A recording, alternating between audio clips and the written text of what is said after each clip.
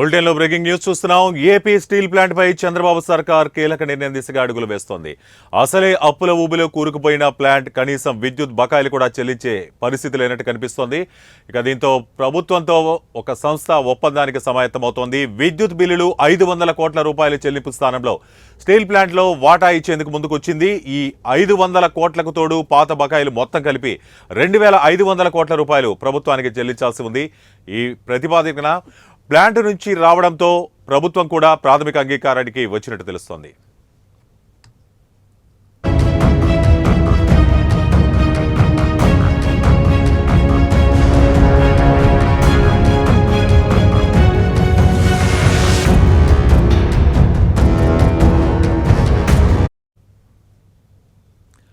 AP steel plant పై చంద్రబాబు సర్కార్ కీలక నిర్ణయం దిశగా అడుగులు వేస్తోంది. అసలే అప్పుల ఊబిలో కూరుకుపోయిన ప్లాంట్ కనీసం విద్యుత్ బకాయిలు కూడా చెల్లించే పరిస్థితి లేనట్టు కనిపిస్తోంది. దీంతో ప్రభుత్వంతో సంస్థ ఒక ఒప్పందానికి సమాయత్తమవుతోంది. విద్యుత్ బిల్లులు 500 కోట్ల రూపాయల చెల్లింపు స్థానంలో స్టీల్ ప్లాంట్లో వాటా ఇచ్చేందుకు ముందుకొచ్చింది. ఈ 500 కోట్లకు తోడు పాత బకాయిలు కలిపి మొత్తం 2500 కోట్ల రూపాయలు ప్రభుత్వానికి చెల్లించాల్సి ఉంది. ఈ ప్రతిపాదన ప్లాంట్ నుంచి రావడంతో ప్రభుత్వం కూడా ప్రాథమిక అంగీకారానికి వచ్చినట్టు తెలుస్తోంది. ఇక ఇదే అంశంపై మరింత సమాచారాన్ని మా ప్రతినిధి టీవీ రావు అందిస్తారు. టీవీ రావు, చెప్పండి. రాజ్ కుమార్, స్టీల్ ప్లాంట్ ఆంధ్రప్రదేశ్ మొత్తానికి కూడా ఒక గర్వకారణంగా చెప్పుకోవచ్చు. అందున కూడా తెలుగు ప్రజలకే ఈ స్టీల్ ప్లాంట్ అనేటటువంటిది కీలకమైనటువంటి ఒక సంస్థగా ఎక్కడికి వెళ్ళినా చెప్పుకునే అవకాశం ఉంది. ఆ స్టీల్ ప్లాంట్లో తయారైనటువంటి సరకు కూడా చాలా ప్రాచుర్యం పొందింది.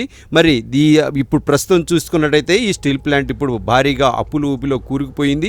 దాదాపుగా 40,000 కోట్ల రూపాయల మేర అప్పులు ఉన్నా కూడా ప్రస్తుతానికి ఏదైతే కొన్ని నిర్ణయాలు, అసాధారణ నిర్ణయాలు తీసుకుంటేనే ఈ సంస్థ మళ్ళీ గట్టెక్కేటువంటి అవకాశం ఉంది. మరి ఇందులో భాగంగా కూటమి ప్రభుత్వం సహకారంతో ఇటీవల కేంద్ర ప్రభుత్వం కూడా దాదాపుగా 12,000 కోట్ల రూపాయలు ఫండ్ ఇవ్వడం జరిగింది.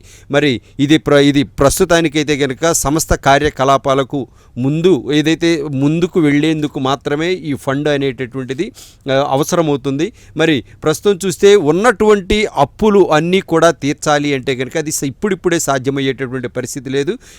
ప్రస్తుతం సంస్థ స్టీల్ ప్లాంట్లో కార్యకలాపాలన్నీ కూడా సజావుగా సాగడమే కాకుండా దానికి మ్యాచింగ్ పెట్టుబడులకు సంబంధించి సంస్థ ముడి సరుకులు తెచ్చుకోవడానికి కానీ వాటికి సంబంధించిన పెట్టుబడులు, జీతాలు వీటన్నిటినీ కూడా ముందుగా గట్టెక్కించాలి అంటే కనుక సంస్థకు ఒక మూలనిధి అవసరం. మరి ఆ మూలనిధికి సంబంధించి కేంద్ర ప్రభుత్వం అందించినటువంటి చేయూత ఎంతో కొంత ఉపయోగపడుతోంది. మరి ఇప్పుడు తాజాగా ఉన్న పరిస్థితుల్లో రాష్ట్ర ప్రభుత్వానికి చెల్లించాల్సినటువంటి 500 కోట్ల రూపాయల విద్యుత్ బకాయిల బిల్లు నిన్న జరిగినటువంటి మంత్రివర్గ సమావేశంలో ఒక చర్చకు వచ్చినటువంటి పరిస్థితి. చర్చకు వచ్చిన సందర్భంగా రాష్ట్ర ప్రభుత్వానికి స్టీల్ ప్లాంట్ ఒక ప్రతిపాదన పంపించడం జరిగింది. ఇప్పటికీ ఒక 500 కోట్ల రూపాయలకు తోడు గతంలో ఉన్నటువంటి 2,000 కోట్ల రూపాయల బకాయిలు రెండింటినీ కలుపుకుంటే 2,500 కోట్ల రూపాయలు. ఈ 2,500 కోట్ల రూపాయలు అంటే ప్రాథమికంగా ఇప్పుడు ముందుకు వచ్చినటువంటి 500 కోట్ల రూపాయలే తీర్చలేనటువంటి పరిస్థితిలో ఉంది. మరి గతంలో ఉన్నటువంటి 2,000 కోట్ల రూపాయల సంగతి ఏంటని క్వశ్చన్ చేసినప్పుడు రాష్ట్ర ప్రభుత్వం వద్ద కూడా నిధులు ఏమంత పుష్కలంగా లేని పరిస్థితి.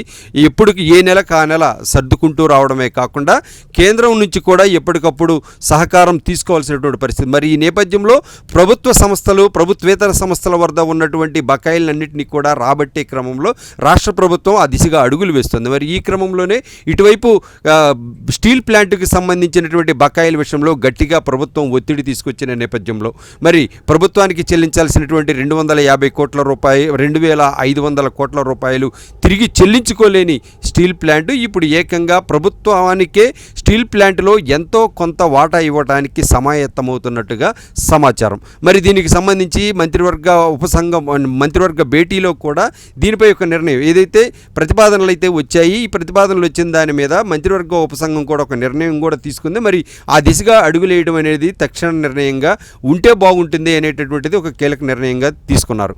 మరి ఇప్పుడిప్పుడే ప్రభుత్వం అయితే కనుక ఏమాత్రం కూడా అక్కడ నుంచి నిధులు వచ్చేటటువంటి పరిస్థితి లేదు. మరి అంతేకాకుండా అదానికి ఈ సంస్థని కట్టబెడుతున్నారు, రాబోయే రోజుల్లో ప్రైవేట్ సంస్థలకు అప్పజెప్పాలన్నా కూడా ఇప్పుడు తక్షణమే రాష్ట్ర ప్రభుత్వం నిర్ణయం కూడా తీసుకోవాల్సి ఉంటుంది. మరి ఈ నేపథ్యంలో ఈ స్టీల్ ప్లాంట్ వ్యవహారం అంతా కూడా ఇక రాబోయే రోజుల్లో ఈ అప్పు కింద వాటా ప్రభుత్వానికి రాసిస్తే గనక ప్రభుత్వం కూడా అందులో భాగస్వామ్యం అవుతుంది. మరి తన వాటా వదులుకోవాలంటే ఏదైతే ప్రభుత్వమే తనకు కావాల్సినంత డిమాండ్ కూడా చేసేటువంటి అవకాశం ఉంది. 2,500 కోట్లకు గాను ఏదైతే ప్రభుత్వం ఏదైతే స్టీల్ ప్లాంట్ లాభాల్లో ఉన్నటువంటి నేపథ్యంలో ఆ లాభాలకు సంబంధించిన అంశాన్ని మొత్తం కూడా పరిగణలోకి తీసుకొని ఒక క్యాల్కులేషన్ వేసి మ్యాచింగ్ ఫండ్ రూపంలోనైతేనేమి డిమాండింగ్ రూపంలోనైతేనేమి 2,500 కోట్లకు అదనంగా కూడా మళ్ళీ ఎప్పుడైనా కూడా ప్రైవేటు ప్రతిపాదనలు వచ్చినప్పుడు రాష్ట్ర ప్రభుత్వం కూడా కొంత డిమాండ్ చేసే అవకాశం ఉంది. అయితే ప్రస్తుతానికైతే కనుక రాష్ట్ర ప్రభుత్వం కూడా స్టీల్ ప్లాంట్ ఏదైతే ప్రైవేటు పరం చేయొద్దని కేంద్రానికి విజ్ఞాపన చేసినటువంటి పరిస్థితి. ప్రస్తుతం అమ్మకానికి సంబంధించిన అంశాన్ని పక్కన పెడితే కేంద్ర ప్రభుత్వం కూడా దీనిలో ప్రస్తుతానికైతే పట్టించుకోకపోవచ్చు. కానీ తాజాగా 12,000 కోట్ల రూపాయలు విడుదల చేసిన తర్వాత కొంతమేర ప్రైవేటు ప్రతిపాదన అనేది శాంతించింది. ఇప్పుడు తాజాగా చూసుకుంటే 2,500 కోట్ల రూపాయలు మ్యాచ్ ఏదైతే ప్రభుత్వం వాటా కింద దాన్ని అంగీకరించే దిశగా అడుగులు వేస్తుంది. రాజ్కుమార్. Okay, thank you.